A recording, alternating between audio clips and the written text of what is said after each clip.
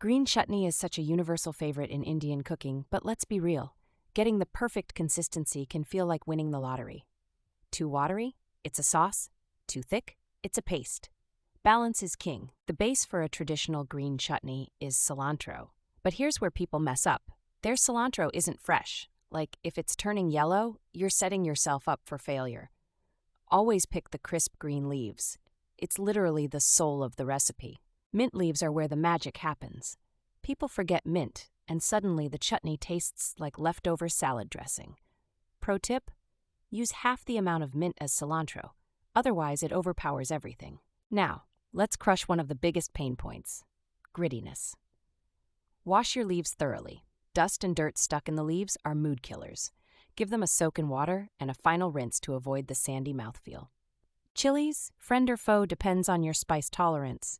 Use 1 fresh green chili for mild heat, 2 if you're a daredevil. Deseed them if you want flavor without the burn.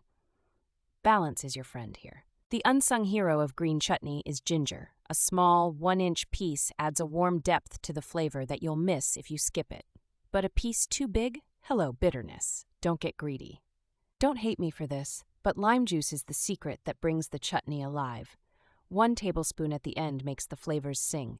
Without it, everything tastes flat. It's your aha ingredient. Salt is obvious, but here's what most people don't consider: black salt. It adds an umami punch and elevates the flavor by at least 10%. Add a pinch along with your regular salt and thank me later. A small clove of garlic is optional, but wow, does it add character. Keep it small though. Garlic can hijack the party. You're aiming for a hint of depth, not garlic-flavored guacamole. Blend it all in a small jar blender. Add water little by little, like 2 tablespoons at a time. You can always add more, but if you overdo it, you're stuck with a runny mess. Nobody likes soupy chutney.